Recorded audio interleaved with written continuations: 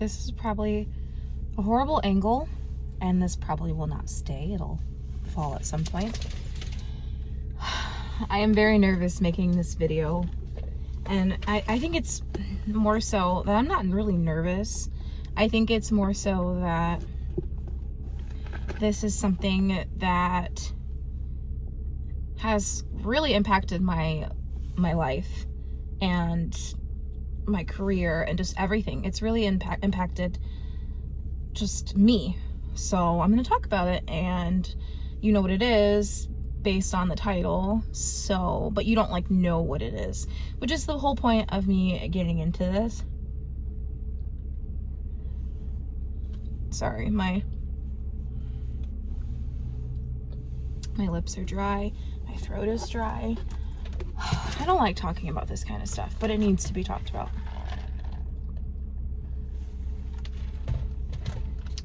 Okay, so let me get comfy here. And then,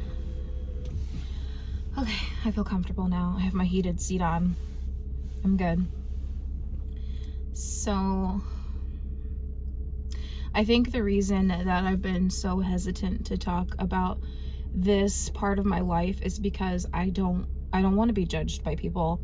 I don't want them to read the title and be like, oh my God, or the people that do know about it already from past. I don't want them to be like, oh, she's finally talking about it. Like, I just want to put it out there. And I can't even say that I'm putting my side of the story out there. I'm just simply putting it out there, because the way I'm telling this story is just factual. I'm just telling it exactly how it happened. Anyone else involved, their opinions or feelings on the matter, I'm not even going to include that, because if they want to come forward and talk about what happened, or if they've already shared it with people what happened, that's fine. This is my channel. I want to talk about this. It's something that I've carried with me for so long. I really haven't even sat down and talked about all of this with my own spouse. That is how much this has affected me. And I feel so awkward because I'm at the library and there's like a bunch of cars around me. So I'm hoping I can just get through this without like people pulling up next to me or walking up to their cars. I might have to start and stop this a couple of times, but I'm just gonna start talking. So yes, I was arrested at one point, and I actually spent a couple days in jail. I'm ashamed, I'm embarrassed. Anyone that knows me, people always say that I'm very friendly, I'm a people person, I seem very kind and compassionate, and this is just what I hear from people that I encounter. My family says this, and so you wouldn't put those things with being incarcerated, or at least, you know, like from an outside point of view, you wouldn't associate those two things. And I hate to stereotype people, but usually kind, sweet, nice people, not always, but usually those type of people don't go to jail for what I went to jail for. And so I'm just gonna go all the way back to the very beginning. 2015, I was a new mom. I had my son in January of that year, and I noticed after I had him, I struggled really bad with postpartum depression. In that moment, in those first couple months, I didn't realize it to be that, but after the fact, I did. And I wish I had like reached out and tried to get some type of help or therapy, or get put on some type of medication to help me cope with the feelings I was feeling. I was just very emotional all the time. I was never really stable with my emotions, and I didn't know what I was doing. didn't really have experience with babies. I had never really babysat children growing up like a lot of other girls probably had. I just didn't know what I was doing. And I had help from family, but at the same time, I felt like I had to prove something.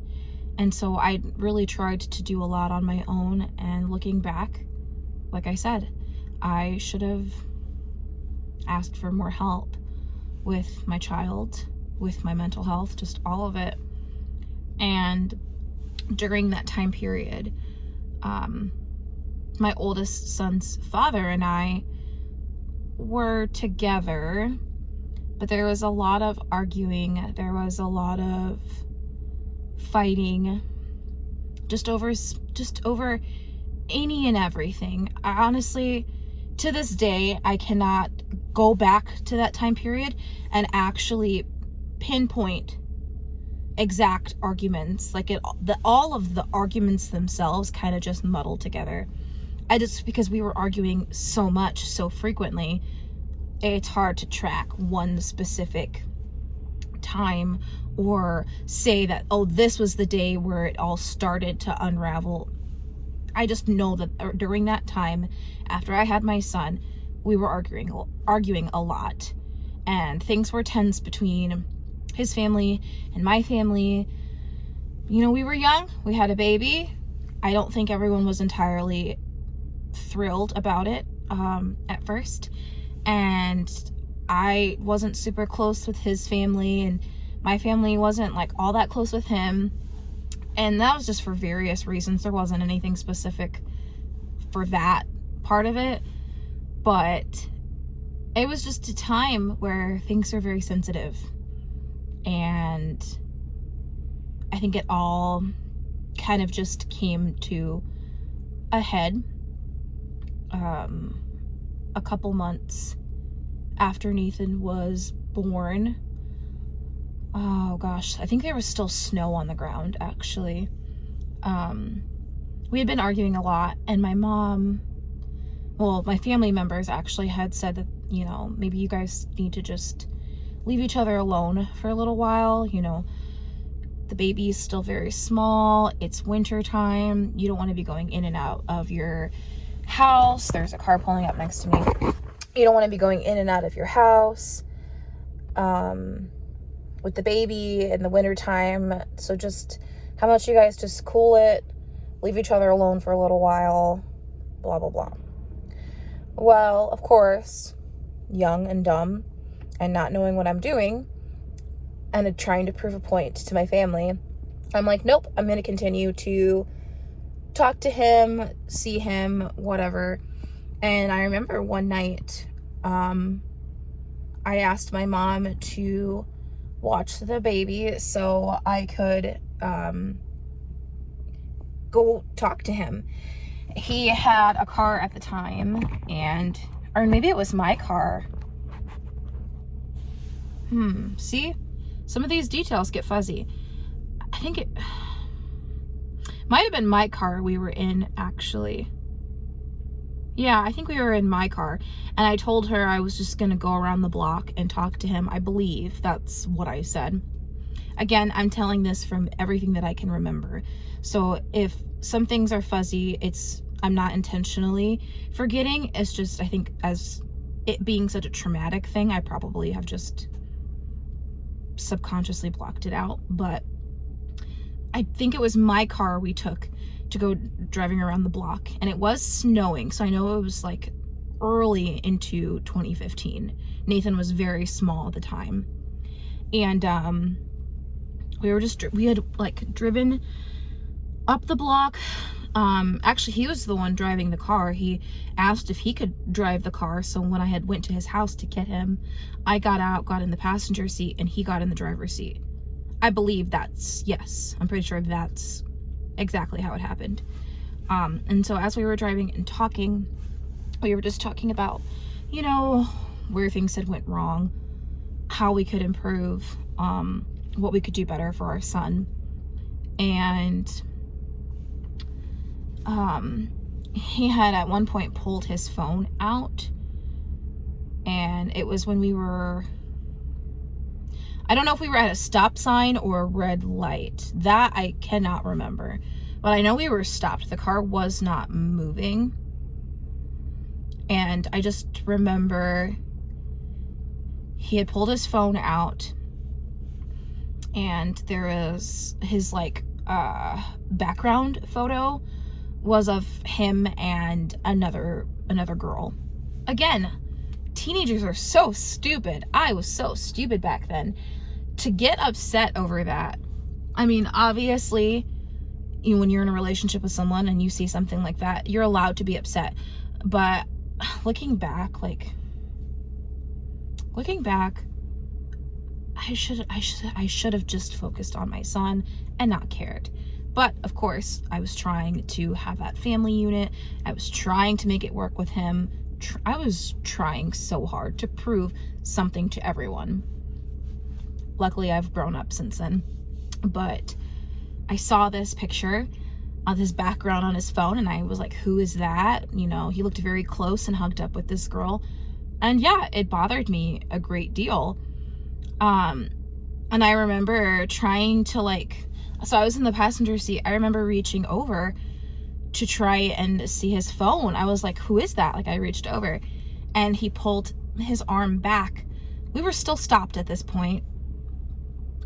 And then he was holding the phone up away from me. And so I put my hand on the steering wheel and I was like, okay, we're not going to go any farther if you don't tell me what's going on.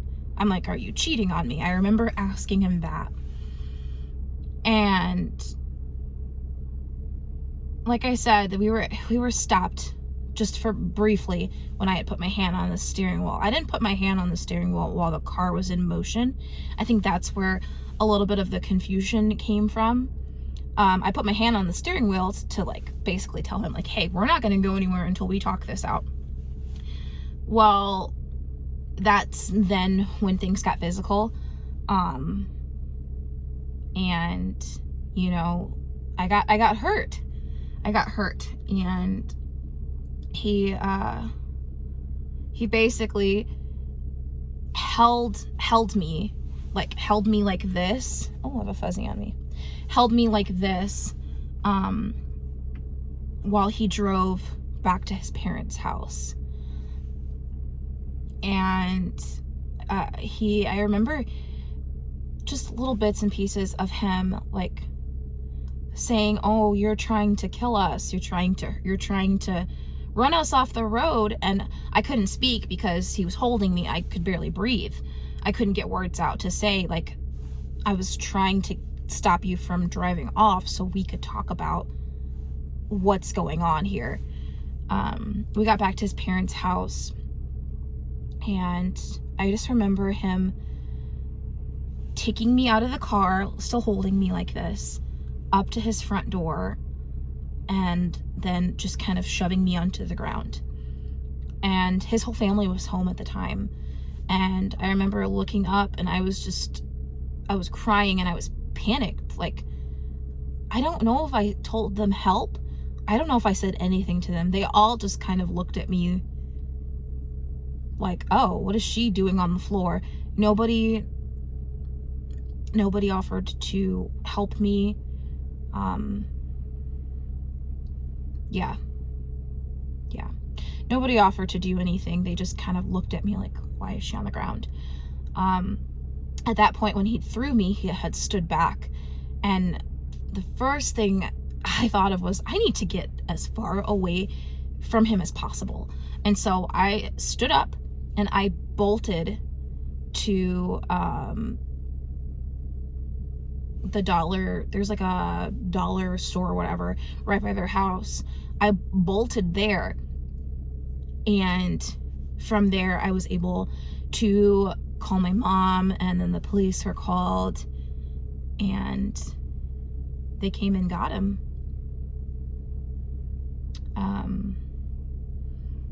At some point while he was while he had me like this, at some point I did get hit in the face because this side of my face was very, very swollen. The police took photos and stuff. of it. But yeah, that kind of, him getting put in jail just kind of further put a rift between us and our families. He didn't stay very long. He got out right away. And sorry, this is a lot. Oh God, I feel like I'm going back into that time. But he got out, and there was a no contact order that was put in place. And of course, we were being young and dumb, and still obviously cared for each other. So we didn't listen to that. Well, I didn't listen to that, because the no contact order was for me against him. The state had put the no contact order on him on my behalf or whatever. Like, I didn't say, oh, I want you to do this. No, they went ahead and did it and mailed me paperwork telling me that he had been served with a no contact order. And I was like, okay, maybe it's for the best. But as the weeks went on, obviously I was missing him. My son wasn't seeing his dad, and I felt bad. And so I resumed, contact with him, and I did see him a couple times. And we did not give each other the true space and respect that we both needed to, like, just be done. It was so obvious that we didn't need to be involved with each other, and we just did not listen. I look back and I'm just like, man, you were so stupid. I mean, I do stupid stuff now as a 29-year-old woman, but back then I was just truly a child. We both were just such stupid kids. And there's so much I want to go back and change, but I can't. We can't do that. So, but I have really learned from it, because then shortly after us, like, getting back in contact, the arguing started up again, which was inevitable. It had only been just a very short period of time from the initial incident with the police to us resuming contact. So of course things weren't like all sunshine and rainbows. The arguing started up again, and I remember we were arguing by a school, like, park, like a track. Yeah, we were arguing by a track. And originally, so I told him that I was gonna leave, and he sat on the hood of my car. And then he got off the hood of my car. So as soon as he got off the hood of my car, that's when I got into my car, and I hurried up and locked myself in, because he immediately went from the front of the car, like where he had just hopped off the hood, all the way around to the driver's side. Like, he was trying to stop me from getting in the car. I got in the car, locked the door, and he was, knocking on the door like, hey. And I put the car in drive, and I started to drive off. And that's when he reached and grabbed the handle on the outside of the door. And he just held on to it as the car was moving. So of course he, so my car was already moving when he grabbed the handle. So I didn't stop right away, because I was maybe 20 feet from a stop sign over by this school. So he was hanging on, kind of dragging a little bit, and I was screaming at him, get off the car, let go. And at the stop sign, I stopped, and he had let go of the handle and was just kind of sitting like a little bit farther back, like from behind my car on the road. He was just sitting there. And I looked back, and I was like, you're crazy. I remember yelling at him that he was crazy, and I left. I did not stay, which now I know was a big mistake. I left. I drove right back to my mom's house, And I parked, I went inside, and I didn't say anything to my mom about it, because I'm like, what just happened? Like, I'm like, who grabs onto a moving car? Like, who does that? That I just couldn't. I was so upset about that. And like 15 minutes later, police were at my house, and they were like, we need to speak to, we need to speak to your daughter. So I went out and I talked to them, and I told them, I'm like, he grabbed onto my car as it was moving, like, and they were like, well, people that were, in the area, they saw it going down, and that you dragged him. And I was like, well, my car was moving. He grabbed onto my handle of a moving vehicle. So yeah, he got dragged a little bit because my car was already moving. It'd be one thing if the car was idle, he grabbed onto it, and then I took off and dragged him. But no, he caught up, he ran alongside my car, grabbed onto the handle, and that's when he got dragged. And I stopped as soon as I got to the stop sign, and that's when he was sitting in the street. Obviously people had seen that. I don't know who all were witnesses or anything like that, but people saw him being dragged by my car, which, again, he's holding on to it, my car is moving. Nobody saw that I was starting to drive away, like I was trying to go home, and he caught up and grabbed onto it while it was already moving. Nobody mentioned that. So I don't know if there were any witnesses that actually saw that part of it. There were 2 girls with a baby in a stroller at the park, and actually one of the girls I went to school with, and I still am a little bitter about it because I don't know how much of it she was watching, but I know initially, before I even got in my car, I had yelled over to them. I said, can one of you guys call the police? Because I wanted him to leave me alone. I remember that I said to these 2 girls, can one of you guys please call the police? Because that was before the situation even escalated. I knew it was going to get bad, and I wanted someone to call the police. And they both kind of just looked at me. Nobody pulled out their phone. They continued to walk with the baby in the stroller. So I'm like, okay, fine, they're not going to help me. But yeah, I don't know if one of them said something. I don't know. I'll never know. But again, I am bitter because I feel like they could have helped. They could have called the police before any of that had happened. They could have done something to help me. And again, I blame myself for going around him again, knowing that there was a no contact order. I blame myself for not putting my son first and realizing that what was best for him was for me to be away from his dad until we were mature enough to co-parent and not try to be involved with each other any further than that. And so that day I got arrested. I remember my sister was holding him and looking out the window, and they handcuffed me, and I looked up and I saw my son's face. He was just a couple months old. I saw his face, and I was like, oh my God, I'm going to jail. I don't know if I'm going to see my baby again.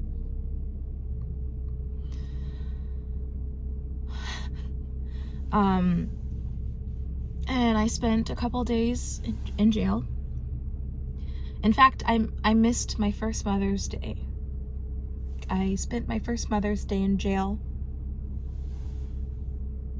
I'll never get that back. That sucked so much. Oh my God.